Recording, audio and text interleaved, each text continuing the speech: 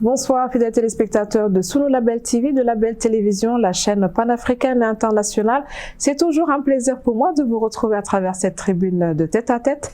Ce soir, je vais m'entretenir avec une serial entrepreneur. Elle est également coach entrepreneurial, Madame Nyan Alimata Yag. Bonsoir et merci d'avoir répondu à mon invitation. Bonsoir, Penda. Comment ça va? Ça va, je vais bien, alhamdoulilah. Très bien. Alors, on va d'abord vous demander de vous présenter, comme je fais habituellement avec les invités, aux téléspectateurs qui nous suivent de partout ce soir. Alors, c'est un honneur pour moi de répondre à cette invitation. Label TV, une télé de référence que je regarde énormément, surtout tes émissions. Alors, moi, je suis Alimata Yag, Madame Nyan, plus connue sous le nom de Lolita. Lolita Waldorf. Beaucoup ne connaissent pas mon nom d'origine, mon vrai nom. Je m'appelle Alimata, donc les plus proches m'appellent Mata. Sur les réseaux, tout le monde m'appelle Lolita Waldorf. Donc, beaucoup ont même oublié le Alima ou le Mata. Allô Lolita, voilà. Ça vient d'où Lolita Waldorf? Alors, autant à ses débuts Facebook, tout le monde avait un peu peur. Oui, on avait peur de donner on ne savait pas, de donner nos vrais noms, nos dates de naissance, nos vraies dates. Donc, on avait tout truqué. Donc, il me fallait un pseudo. Donc, j'ai pris Lolita, qui est le nom de ma mère. Ma mère, elle s'appelle Loli. Et le Waldorf, je l'ai pris de Blair du temps Waldorf, de Gossip Girl. Voilà. Et depuis lors, je n'ai pas changé. Et voilà. Il y en a qui croient même que je m'appelle Lolita, mais en réalité, c'est Alimata. D'accord. Alors, je suis Saint-Louisienne. Je suis née là-bas, Saint-Louisienne, des deux parents. Je suis née là-bas, j'ai grandi là-bas. J'ai fait mes études coraniques, mes études scolaires. J'ai eu mon baccalauréat au lycée technique André Pétavin. Et après, j'ai commencé même mes études supérieures à Saint-Louis, à ISM. Donc, j'ai participé au programme Échange étudiant et je suis venue à Dakar pour faire ma licence en 2010. C'était une licence en quoi? Licence en diplôme supérieur de gestion parce qu'on faisait déjà le système LMD à l'époque. Donc, j'ai eu le bac en 2007. Donc, la licence en 2010. Et puis, je suis partie à Soubdeco pour faire de la com. J'étais passionnée. Lycée technique, j'ai fait la série G. Pour après approfondir les maths appliquées, la comptabilité, l'économie, pour avoir un diplôme supérieur de gestion. Puis, j'ai viré à la com. Tellement j'aime communiquer, j'aime le tact, j'aime l'échange. Oui, j'aime être en permanence avec les gens. Avec les gens, échanger avec eux, discuter. C'est ma passion, je crois. Et actuellement, vous êtes entrepreneur? Oui, entrepreneur et salarié. Et salarié. Je dirais serial entrepreneur. Beaucoup demandent, mais c'est quoi serial entrepreneur? C'est des... Enfin, je ne veux pas dire déréglé mental parce que en fait, notre passion à nous, c'est de créer plusieurs entreprises, parfois de façon simultanée ou successive, et ne pas gérer le développement en tant que tel. Donc, c'est des gens en général qui aiment le challenge, qui aiment le défi, qui ont envie d'innover, qui ont l'esprit créatif, qui ont envie de créer, ce besoin de vouloir tout le temps créer quelque chose, soit une marque, soit monter un business, et pas nécessairement d'assurer le développement de ces structures. Donc, si on a un bon profil B, si nous sommes le A, qui peut servir de relais, oui, les entreprises. Après, c'est pas toutes les entreprises créées qui ont forcément du succès. Hein. Tout à fait. Oui, vu qu'après, le développement n'est pas assuré derrière. Surtout qu'on a vu que beaucoup de startups, après, migrent pour être des PME, PMI, très souvent. Toujours dans votre parcours, aujourd'hui, vous êtes entrepreneur, mais concrètement, qu'est-ce que vous avez créé ou dans quoi vous œuvrez? Alors, pour dire, j'ai pas commencé par l'entrepreneuriat parce que moi, j'ai commencé à faire des stages professionnels et travail très tôt. J'ai commencé, moi, mon premier stage en 2006 à la CNCA. Puis, j'ai fait SAET de Saint-Louis. Après, j'ai été à la Soboa où j'ai même une tourando, une homonyme, un collègue à moi qui a donné mon nom à sa fille, que je salue au passage, Alimata Yagdiata. Donc, ça, c'était en 2009. J'ai fait les Grands Moulins de Dakar. J'ai fait consortium d'entreprises et j'ai valsé en plusieurs profils entre ressources humaines, comptabilité et responsable commercial. J'ai été à RIA, la société de transfert d'argent. J'ai été responsable incubateur à UVS, l'Université virtuelle du Sénégal, qui est maintenant l'Université Hamidou Kane. J'ai été aussi DCM à Center Security, une agence qui fait de la sécurité, où j'ai assuré la direction marketing et commerciale, et une autre boîte qui fait dans l'électroménager qui s'appelle HCS, où j'ai géré aussi la direction commerciale et marketing. Et puis, dans la boîte où je suis actuellement, je suis la chargée d'administration, de comptabilité, de supply chain. D'accord. Donc, un profil, oui, diversifié de par mon parcours. Avant d'arriver là, j'ai cumulé beaucoup d'expériences entre les stages qui n'étaient pas bien rémunérés. Donc, je vais pas dire exactement quelle entreprise a payé combien, mais j'ai eu des primes de stage de 10 000, de 40 000, de 60 000, que je ne sous-estimais pas parce que j'étais à la recherche plus d'expérience, j'étais à la recherche de connaissances et embrasser le monde professionnel parce que rien à voir avec le monde scolaire. Entre-temps, entre ces stages-là, j'ai fait aussi, comme on dit ici, du porte-à-porte, c'est ça, comme on le dit, les marchands ambulants. Wow. J'étais responsable commerciale, c'était en 2013, j'avais déjà mon master, mais il était difficile pour moi de trouver un emploi. Et je voulais pas rester, j'ai jamais voulu rester, moi, les bras croisés, ne rien faire. Non, j'ai un besoin tout le temps de faire quelque chose. Donc, j'étais responsable commerciale de God Bless International, un Indien qui avait amené une gamme Himalaya Herbals, une gamme de produits indiens. Donc, tout est fait à base de Nîmes. Et quand je vois à Dakar, les rues de Dakar qui sont bondées de Nîmes, qu'on n'exploite pas, qu'on ne transforme pas, je me suis dit, waouh, l'Inde a le Nîmes qu'ils transforment en produits qui sont top. Ils reviennent nous revendre ça ici, au Sénégal, alors que nous, on pouvait le faire. Et c'était des produits top qui marchaient. Ça m'a permis de mieux connaître Dakar. Parce que je suis arrivée ici en 2009.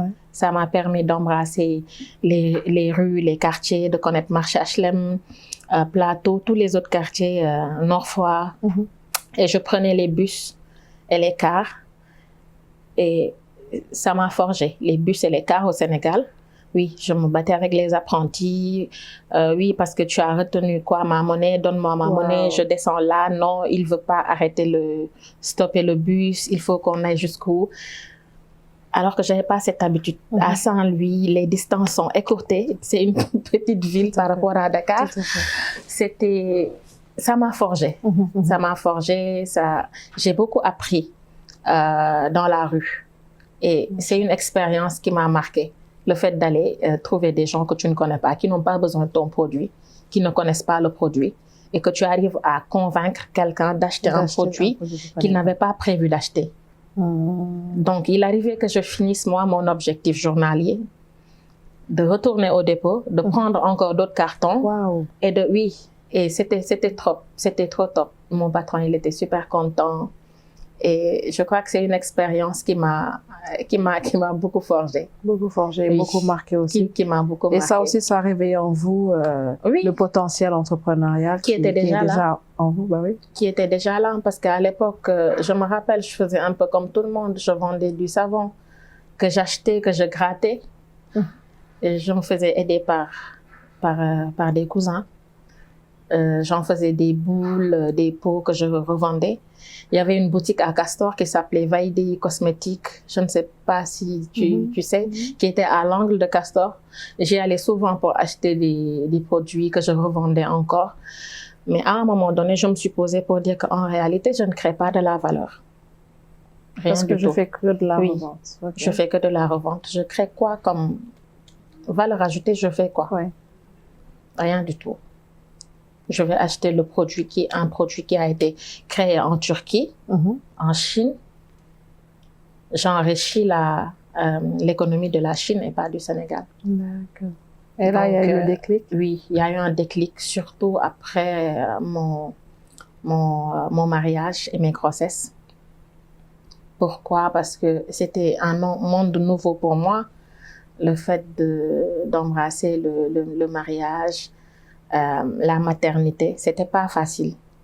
Et j'ai eu des grossesses un peu compliquées qui me laissaient pas le choix d'aller en entreprise. Il fallait trouver quelque chose. Mais il fallait trouver quelque chose pour que je puisse être bien avec moi-même. Donc, c'était en 2016 que j'ai créé Soukabel. La marque Soukabel, Soukabel. Parce qu'à l'époque, je me rappelle, il y avait une autre marque, un nom de boutique qui s'appelait Soukabé. Donc, moi, j'ai mis le L pour la différence. Et j'ai trouvé un dépôt d'ordures que j'ai construit avec l'aide de ma famille. Oui, un dépôt d'ordures, j'ai construit et j'en ai fait une boutique. Wow. L'avantage, c'est que c'était pas loin de chez moi, que je pouvais marcher pour y aller. Et ça me faisait de la marche, comme toute femme enceinte, de la marche aller-retour. C'était top, c'était pas loin du tout de Yoff, Tongo, sur la voie secondaire. Et j'étais trop contente de créer quelque chose au moins qui est à moi. Ça m'occupait. Je ne pensais plus trop aux douleurs de la grossesse. Donc, j'ai créé Soukabel, qui est une marque de costumes africains pour les enfants. Pourquoi? Parce que je voyais tout le temps, quand les enfants passent Tabaski Korité, les tailleurs ne mettaient pas tout le full qu'il fallait sur les habits des enfants. Soit le col débordé, parfois tu voyais même les tétons des enfants qui passent, soit c'était pas raffiné du tout par rapport aux tenues que nous portons, nous adultes. Nous adultes, tout à fait. Je me suis dit qu'il y a une niche, un marché qui est là. Pourquoi ne pas saisir cette opportunité-là? Créer une marque qui répond à un besoin déjà existentiel.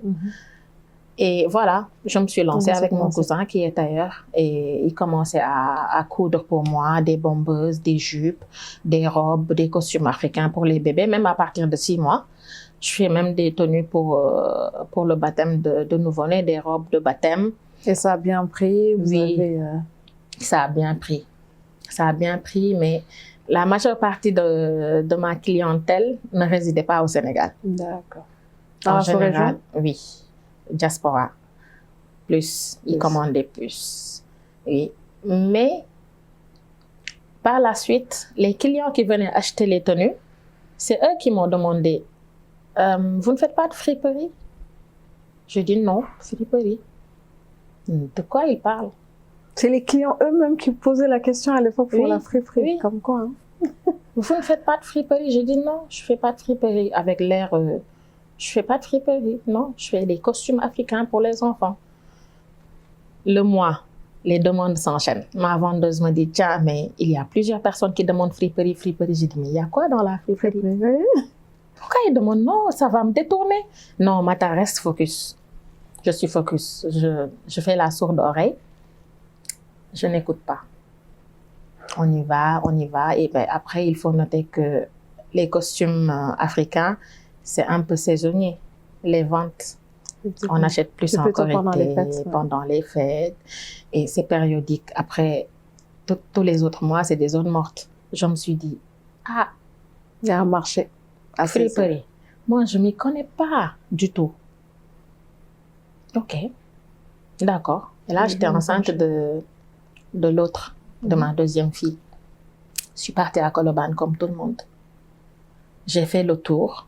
Je regardais tout le monde comme ça. Non, celui-là, il ne m'inspire pas confiance. Je pars. Je faisais porte à porte. Je regardais toutes les boutiques, jusqu'à ce que je vois quelqu'un qui s'appelait Nias, que je ne vois plus malheureusement. Alors, je lui dis que moi, je suis novice. Je ne connais rien à la friperie. Donc, je veux vraiment une balle pour démarrer, pour les enfants. Je suis très orientée enfant quand même. Et il m'a conseillé, il m'a dit, prends cette balle, tu ne vas pas être déçue. Je suis partie, j'ai déballé. Et comme j'ai toujours envie d'innover, j'ai dit, bon, moi, je vais l'amener au pressing.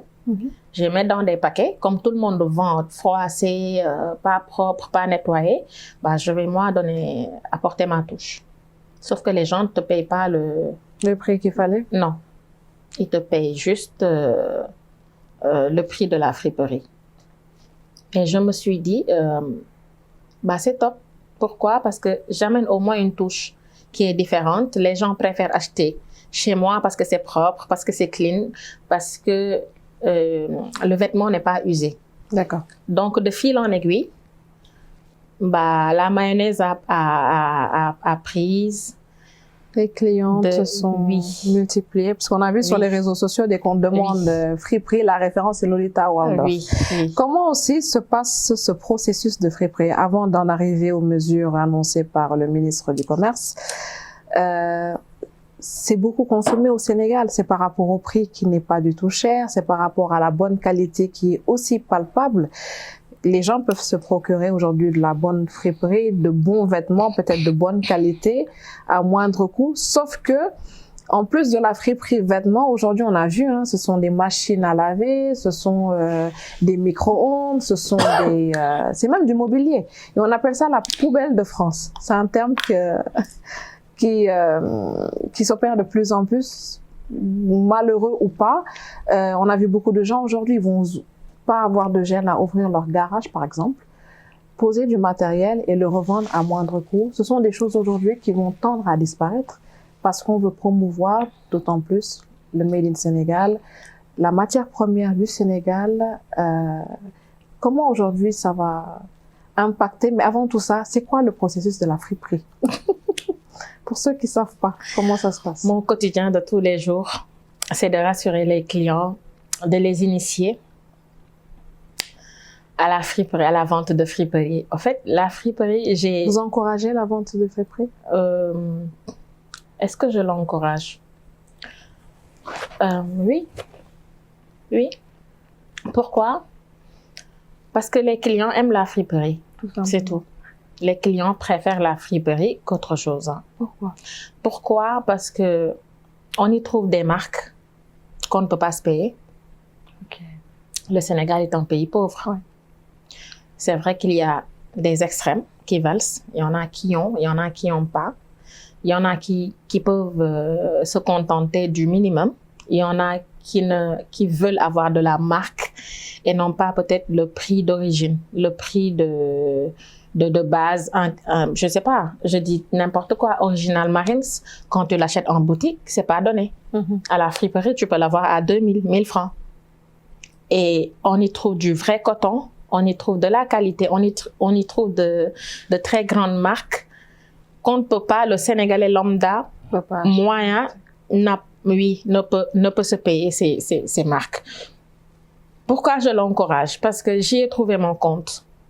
Au-delà du gain que je me fais avec la friperie, l'impact que j'ai sur mes clientes, que j'accompagne, qui veulent investir dans la friperie, l'impact que j'ai, c'est ça qui me... Si je veux dire, non, si je parle par exemple de jouissance dans cette activité, c'est cet impact-là que j'ai sur... Parce que derrière, il y a un coaching que vous faites. Il y a un coaching fou. Il y a beaucoup de femmes qui veulent se lancer dans ce business. Il y a beaucoup de femmes et d'hommes. Et vous les encouragez, enfin vous les encouragez pas encore ce terme. Je les accompagne. Vous les accompagnez dans ça. Je les accompagne. Pourquoi? Parce que parfois ils ont de l'argent, ils veulent investir dans la friperie, mais ils savent pas. Ils savent pas comment s'y prendre. La friperie, c'est pas aller acheter juste une balle à Colobane et venir déballer et non. C'est tout un art. Je dis ça pourquoi? Parce que tout le monde, par exemple, pense que l'Angleterre est le plus grand producteur de friperie. Parce que tous les clients te demandent balle Angleterre, je veux balle Angleterre. Non. L'Australie est le plus grand producteur de friperie au monde. L'Australie. Alors, les balles que j'ai des provenances diverses. Il y a la France, il y a les États-Unis, il y a le Canada, il y a l'Angleterre, il y a Hongrie, il y a Allemagne, il y a Turquie. Chine, j'aime pas trop. Pourquoi? Parce que en général, la population, comment est la population? Les vêtements en général sont de la même taille. Et par rapport à nos morphologies, parfois ça colle pas. Un pantalon bas large, par exemple, une balle de pantalon bas large qui vient de Chine, peut-être que tu pourrais vendre ça à des ados ou des élèves de primaire. Donc, côté qualité, tout le monde me demande, friperie Angleterre, est-ce que c'est Angleterre qui est mieux? Est-ce que c'est Belgique qui est mieux? Est-ce que c'est quelle origine qui est mieux? En fait, partout c'est mieux. En fait, on a du premier choix. En Allemagne, on a du premier choix partout, on a du deuxième choix partout, on a du troisième choix partout. Sauf que pour chaque catégorie, la grade A, la grade B, la grade C, pour chaque catégorie, il y a un prix référentiel.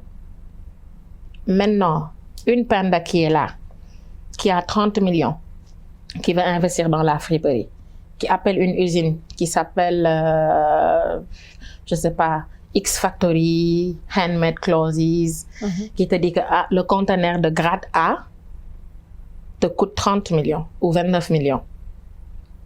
Il te dit un conteneur de grade B, 2 conteneurs de grade B te coûtent 25 millions. Avec 20 millions aussi, tu as 3 conteneurs de grade C. Penda Begulu va prendre peut-être les trois conteneurs, pensant qu'il va faire plus de bénéfices avec. Alors qu'il va faire beaucoup de pertes. Pourquoi? Parce qu'il n'y a pas de la qualité dedans. En général, c'est des déchets, des habits déchirés. Parce qu'il faut savoir que, oui, c'est vraiment une factory, c'est vraiment une usine. Comment ça se passe en général? Il y a des camions de ramassage, comme par exemple Pendatex, Lolitex. Donc, supposons que sur l'axe, toute la corniche, la VDN, l'autoroute, qu'il y ait des grandes poubelles à ordures où on va déposer les vêtements qu'on ne porte plus. Et dans les vêtements qu'on ne porte plus, il y a des usés, il y a du neuf, parce qu'on a grossi, parce que la taille, par exemple, ma fille, elle a 9 mois, elle avait tellement de 0,3 mois, elle n'a pas pu tout porter, donc je mets tout à la poubelle. Et parmi ces vêtements, il n'y a pas de tri au préalable à l'étranger avant que ça n'arrive? Bien sûr, mais avant le tri, il faut le ramassage. Donc, il y a des heures de pointe, des heures de ramassage où ils passent ramasser tous les sachets et ramener à un entrepôt. Supposons tu peux toi avoir par exemple ton entrepôt à Sébikotane et moi à Bargny. Après nos camions, après ramassage, ils vont déposer. Et là-bas, il y a des journaliers qui sont là-bas pour se charger du tri. Sauf que toi, Pendatex, tu peux te dire que moi, je veux fournir de la qualité. Je vais mettre beaucoup d'accent sur la qualité du tri. Je ne veux pas n'importe quoi. Donc, tout ce qui est t-shirt homme dans un cage, tout ce qui est robe, mais robe courte, robe longue, non. Moi, je dis robe courte, robe longue, je mets dans une balle. Je ne suis pas là à dissocier robe courte, robe longue. Je mets tout, robe, c'est robe. Une autre, Astatex va te dire que non, moi, je n'ai pas le temps de dissocier. Je mets mix homme, mix femme, mix enfant et je me barre. Mais toi, tu vas vouloir peut-être entrer dans les détails pour être plus précis, pour répondre aux exigences du marché, pour dire que je vais mettre les polos à côté et les emballer, les t-shirts les emballer, les foulards les emballer, les slips les emballer. Une autre Lolitex peut s'en passer. J'emballe, c'est de la friperie. Toi, tu vas te débrouiller. Et tout ça va rentrer dans le conteneur, va arriver ici. Et ensuite, il y a ce partage ici au marché. En général, il y a, supposons, on prend Modotex Mode Friperie qui amène son conteneur. Lui, il n'est pas détaillant. Lui, il amène les conteneurs. Et toi et moi, on se partage soit le conteneur, soit il te donne tout le conteneur, il fait dépôt-vente chez toi. Tu vends, tu lui donnes son argent. Moi, je peux venir chez toi. Et de chez toi, il y a tellement de relais que parfois la friperie d'origine peut ne pas coûter cher, mais parce que ça passe par tellement d'intermédiaires que le prix finit par gonfler. Autant on n'entendait jamais une balle coûter 400 000. Autant aujourd'hui c'est possible. Oui, les gens l'achètent. Les balles coûtent 400 000. Et ça n'empêche pas que ça se vend toujours. Non, au contraire. Les clients te disent quand la balle arrive 400 000, parfois il y en a qui payent même avant que la balle n'arrive. Tant que c'est la qualité, ils vont mettre le prix. Oui, ils vont mettre le prix. Mais après, rien ne dit que comment toi tu as emballé ta balle, est-ce que réellement c'est ce que tu as livré? Il y a toujours ce suspense. En fait, quand on déballe, il y a toujours ce suspense. Est-ce que je ne serai pas déçue? Est-ce que moi, je peux être sûre que je te vends du 40 kilos?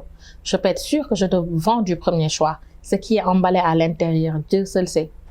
Je ne peux pas le savoir. Je ne peux pas te dire combien de pièces il y a à l'intérieur. À moins que ce soit des ballots de jeans, par exemple, où on te dit que c'est 100 jeans. Mais en général, les ballots de jeans, c'est 45 kilos en général. Mais sinon, c'est comme le sac de pommes de terre que tu achètes de 25 kilos. Je ne peux pas te dire combien de pommes de terre il y a à l'intérieur. Mais je peux te dire que c'est un sac de 25 kilos. Autant pour les balles. Et parfois, parce qu'on compresse pour enlever l'air, on peut perdre un bouton, on peut perdre une fermeture, on peut perdre des perles, ainsi de suite. Et le temps aussi d'envoi, le temps, la durée de livraison dans les bateaux et l'humidité parfois peut affecter le vêtement. Oui, certains vêtements. Donc, il y a tellement d'aléas dans la friperie pour que la personne puisse s'engager dedans et assurer une certaine pérennité, il faut un accompagnement derrière systématiquement. D'accord. Systématiquement, oui. Sinon, c'est vraiment un business aussi à risque. Comme tout autre. À risque et maintenant, et à temps plein. Et à temps plein. Oui. Ça prend du... oui, du coup, le tri. Il y a tout ce tri-là, ça prend du temps. Oui.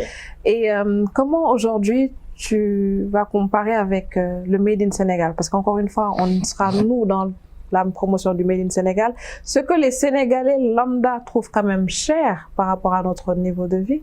Une tenue aujourd'hui qui avoisine les 60 000, 40, voire 100 et quelques, 200 et quelques. C'est une certaine niche, c'est une certaine partie de la population qui peut se le procurer. Oui, on va accompagner ce Made in Sénégal. Là, oui, on veut consommer local. C'est une habitude, comme j'ai l'habitude de dire aujourd'hui dans la sous-région, quand les gens vous parlent de consommer local, c'est vraiment dans leurs habitudes au quotidien. C'est pas que des vêtements, c'est l'aliment, c'est un tout, c'est une manière de vivre. Aujourd'hui, on veut prôner le Made in Sénégal, mais on vous dira toujours, ça reste cher, ne nous enlevez pas notre friperie. Comment aujourd'hui, si vraiment vous deviez comparer ce que nous propose le Made in Sénégal, nos talents, nos stylistes, et ce que vous, à côté, vous proposez en termes de friperie, est-ce qu'il y a équilibre? Est-ce que la balance est... Est-ce qu'il y a équilibre? Est-ce que je pourrais réellement aller dans une option ou bien optique de comparaison? Non. Non, pour moi, c'est incomparable. Le Made in Sénégal actuellement est cher parce que nous n'avons pas de matière première. Toute la matière première, elle est achetée ailleurs. On n'a pas de société de textile, le coton, il part. C'est ce que Serigne Gueye Diop disait, notre ministre, que j'encourage. Je suis dans cette optique parce qu'on ne peut se développer que par le Made in Sénégal, que par un développement local d'abord. Donc, le coton, si on arrive par exemple à avoir des usines textiles, non seulement ça diminue le chômage, il y a l'emploi des jeunes qui est, mais on aura au moins de la matière première qu'on peut transformer. C'est comme le cuir. Moi, j'ai beaucoup de clientes de Thiès qui me demandent des draps. Des draps, c'est pour la teinture. Parce qu'ils n'arrivent pas à avoir la qualité de drap coton qu'elles peuvent teindre, autant pour moi. Elles ne trouvent pas ça, à moins que ce soit cher. Elles préfèrent prendre ça à la friperie plutôt que de l'acheter, de la teindre, puis de revendre. Ça va coûter excessivement cher et elles risquent peut-être de pas vendre ou bien, voilà. Donc, si on avait, par exemple, ces matières premières, au moins du tissu et des garnitures que nous faisons, bah, je trouve que le Made in Sénégal, oui, le prix allait mieux, oui. Ça va être ça, tout l'intérêt. Oui, ça va être stable. Et les gens, peut-être, ça allait être plus accessible pour les gens de se payer le Made in Sénégal que la friperie. C'est pas comparable. La friperie, c'est un autre monde. Un autre monde. Compte tenu aujourd'hui des fonctions, multiples casquettes que vous portez, comment vous arrivez à allier une vie privée, une vie de maman, une vie de femme et cette vie d'entrepreneur, de salarié? Comment vous faites? Ça doit être lourd. C'est très lourd. Parfois, ça peut te coûter ta santé mentale. C'est très, très, très lourd. Tous mes clients ne sont pas satisfaits. Je ne fais pas du 100%. Hein. Je ne fais pas du 100%. Parfois, avoir un retour négatif, moi, au début, maintenant, ça va. J'en suis guérie. Mais au début, ça pouvait affecter toute une journée de travail. Que le client ne soit pas content, que le client ne soit pas satisfait. Je prenais toujours sur moi. Moi, je n'ai pas de problème. Parfois, je déballe les balles devant toi, sur place. Je n'ai pas peur de te dire, on déballe ensemble, on les regarde. Si tu n'es pas satisfait, tu me laisses. Mais alhamdoulilah, beaucoup, pour ne pas dire 90%, en tout cas, beaucoup de mes clients sont satisfaits. Et mes clients sont mes ambassadeurs. C'est eux qui me recommandent en général. Et comme tu vois sur les réseaux sociaux, Friperie Lolita, je dis merci à toutes ces personnes qui me recommandent tous les jours. Je crois que parce que je suis là, au-delà de la vente, je suis aussi une oreille active, une épaule, une coach qui est là derrière. Parfois, j'ai des packs d'identité visuelle que j'offre pour accompagner ces jeunes femmes qui veulent entreprendre et qui n'ont pas peut-être les moyens de se payer un bon infographe.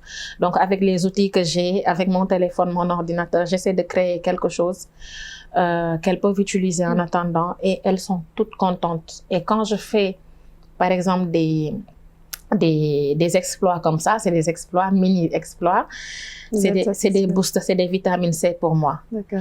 Et il faut dire que je ne me suis pas limitée à la friperie et à Soukabel. J'ai créé une autre marque de produits cosmétiques du Made in Sénégal pour les enfants. Pourquoi? Parce que mes enfants ont la peau atopique. Donc, peau à problème, elle supporte ni la poussière, ni le pollen, ni les acariens, ni. Donc, il était très difficile pour moi de trouver une crème adaptée pour elle, surtout pour ma première fille, alors que j'avais des gammes chères. Comme tout premier bébé, on est un peu, voilà. Donc, pour ne pas citer les marques, j'avais acheté presque toutes les marques, mais elle avait tout le temps les boutons. Donc, on m'a demandé d'aller à Curseur. Donc, je suis partie, j'ai acheté là-bas un savon à base de karité à 1000 francs. Et top, les boutons sont partis. J'ai commencé à l'utiliser moi-même et ça me réussissait.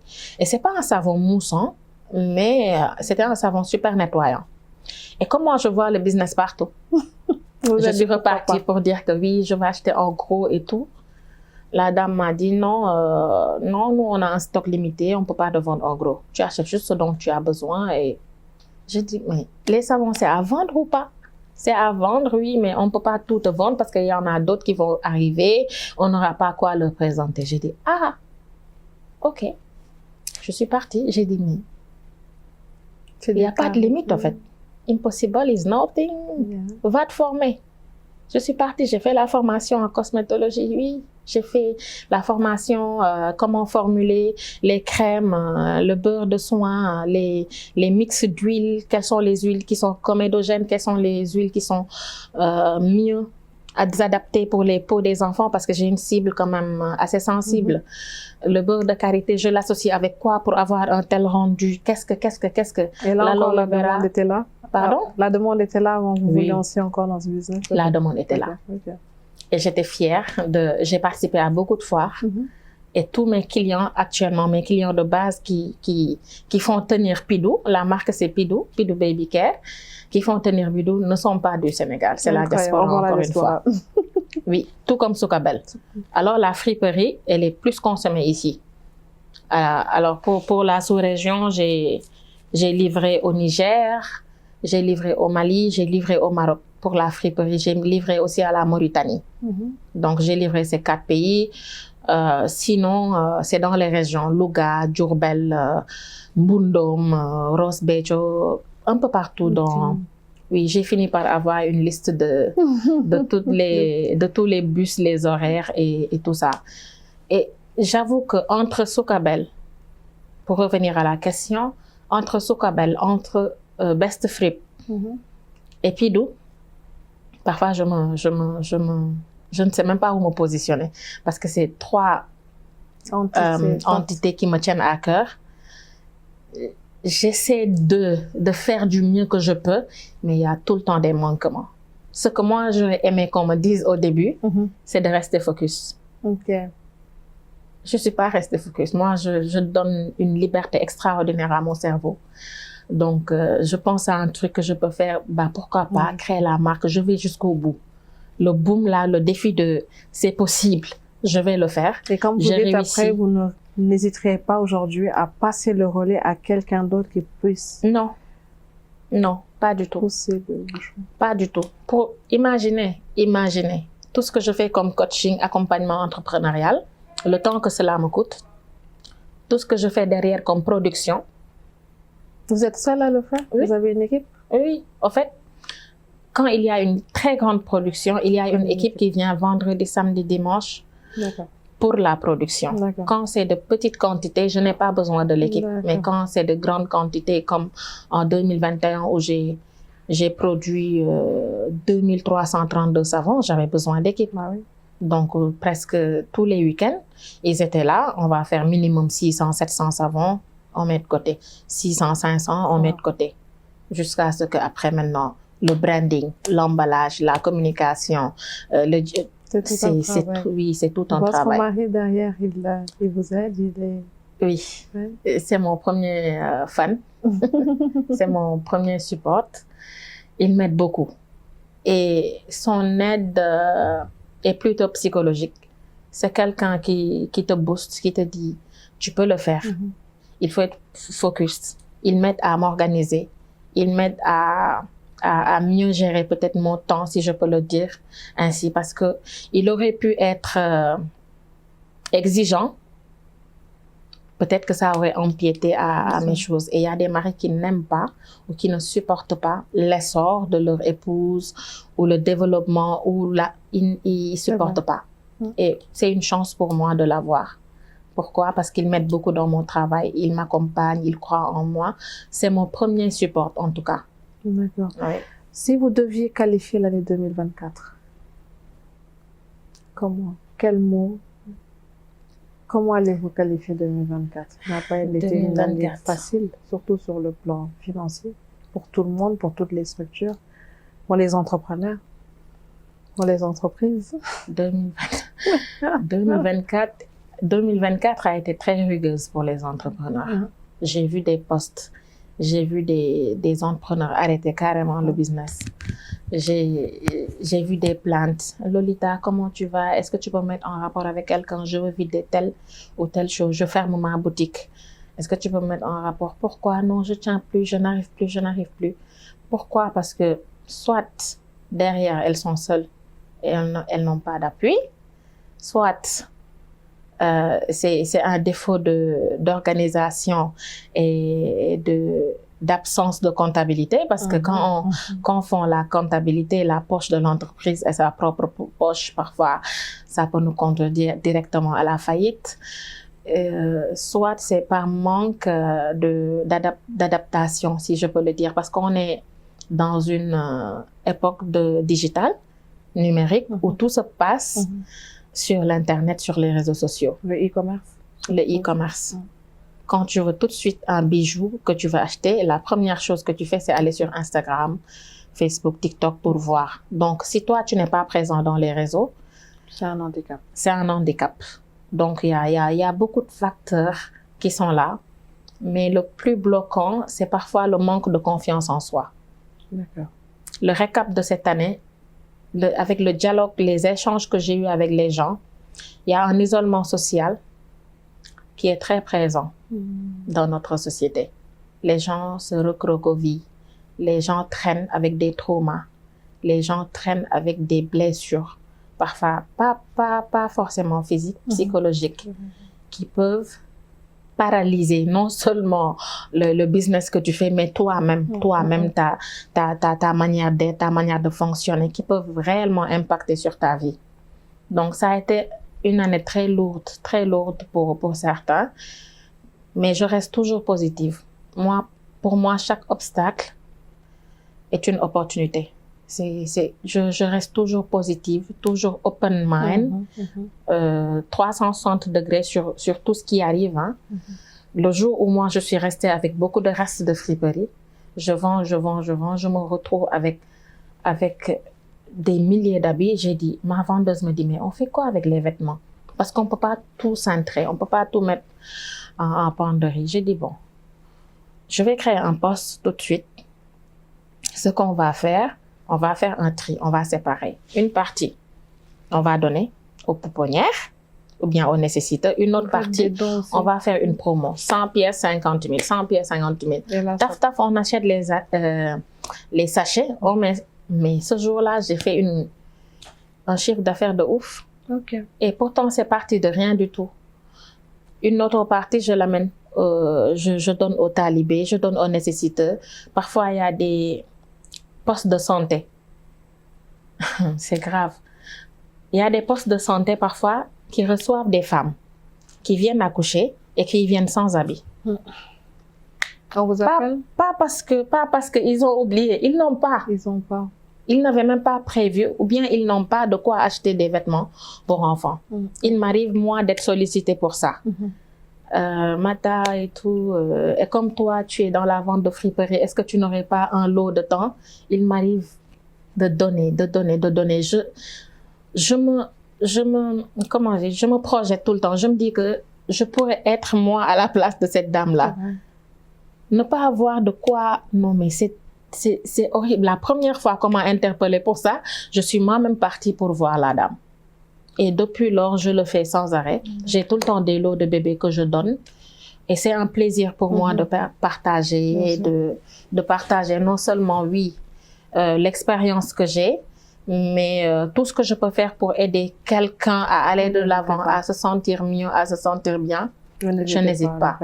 Aujourd'hui, avec tout ce regard actuel en vue aujourd'hui de la société économique au Sénégal, si on est une femme, on vient vous interpeller tout de suite. Qu'est-ce qui marche? Dans quoi pourrait-on se lancer? Qu'est-ce qui aujourd'hui pour vous, y a-t-il lieu de propulser? Qu'est-ce qui marche pour un jeune qui veut aujourd'hui s'engager, qui veut réussir? Au Sénégal. Dans quoi peut-on investir son temps, son argent? L'agriculture, l'élevage, l'artisanat. C'est les 3 points.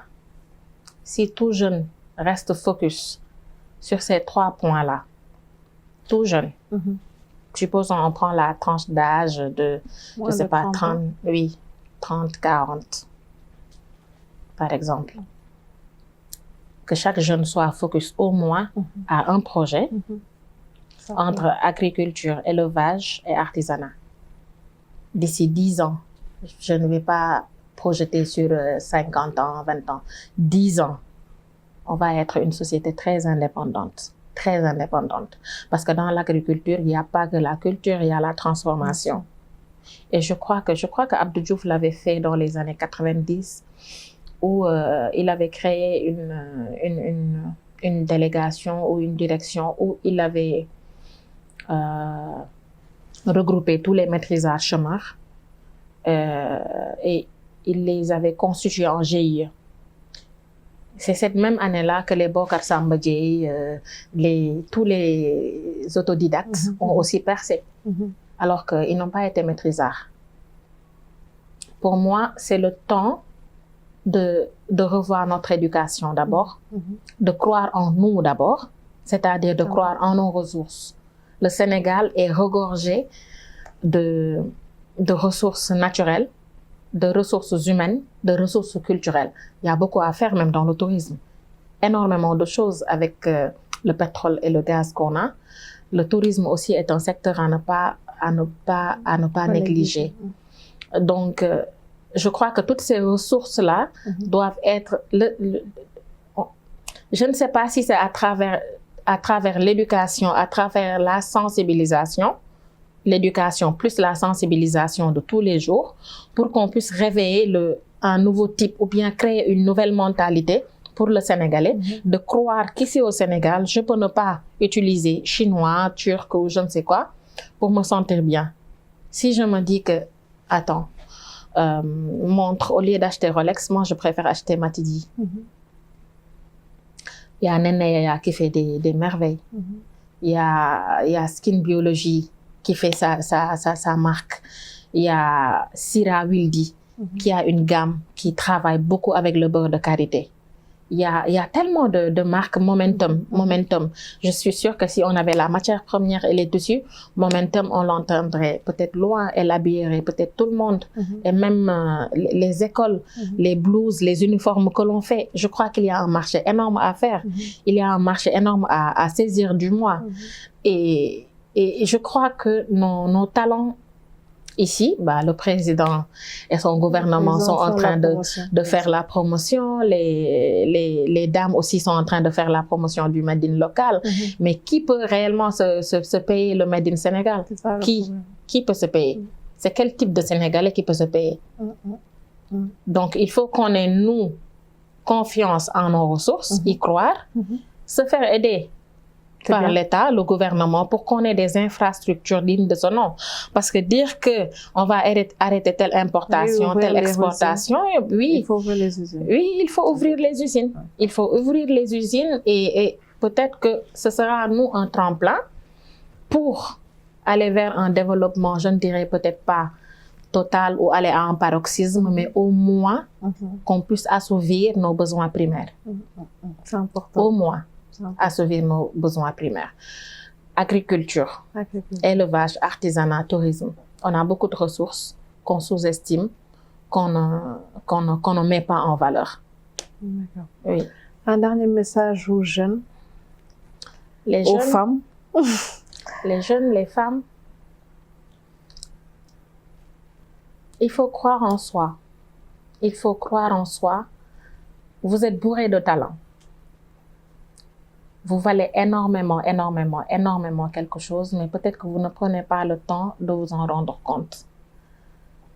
Il faut toujours, au-delà des études que nous faisons, se capaciter à avoir au moins un métier, un savoir-faire.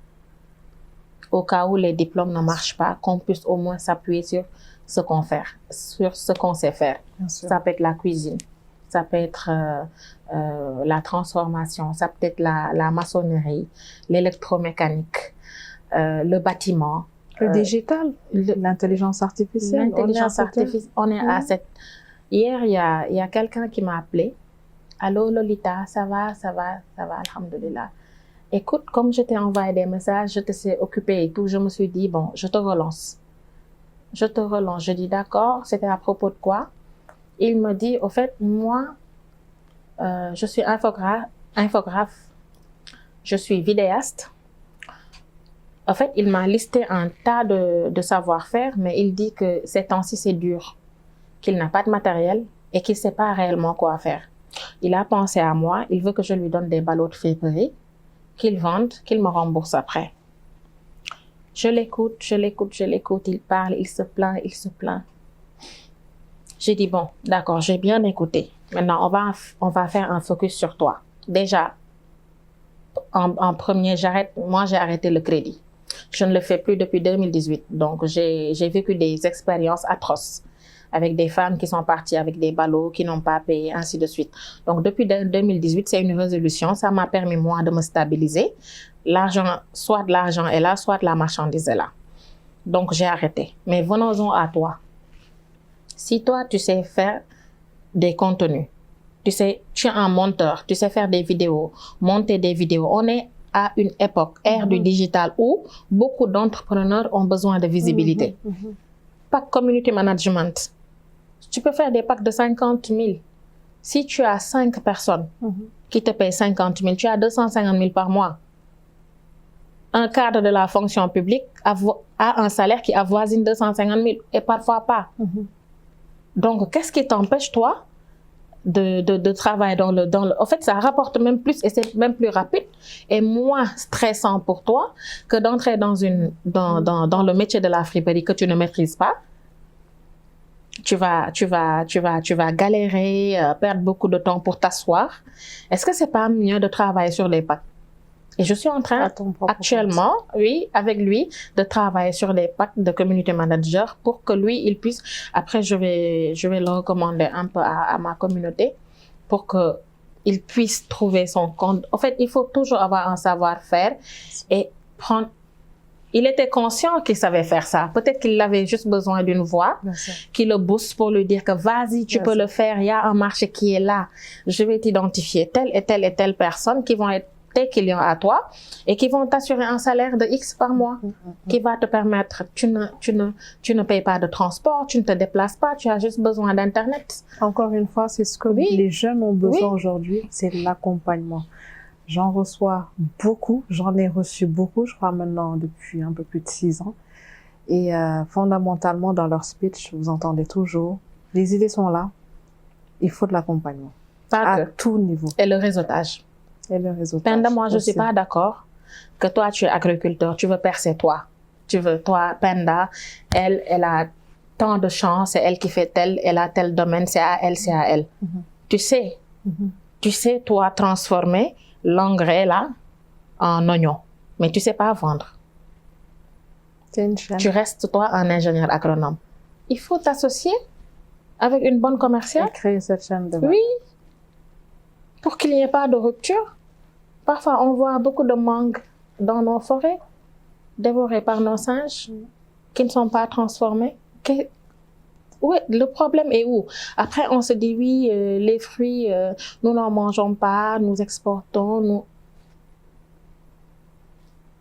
Focus 2025? Oui, on n'est pas focus.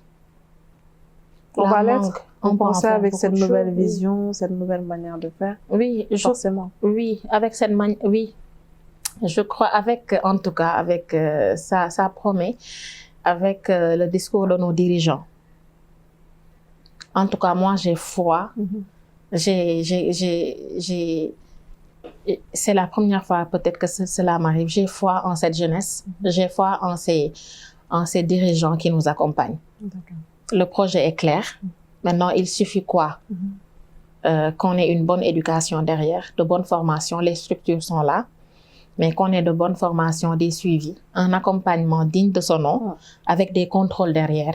Parce que quand il n'y a pas de contrôle, on ne peut jamais s'assurer que le travail est bien fait ou pas. Les formations sont bien distribuées ou pas.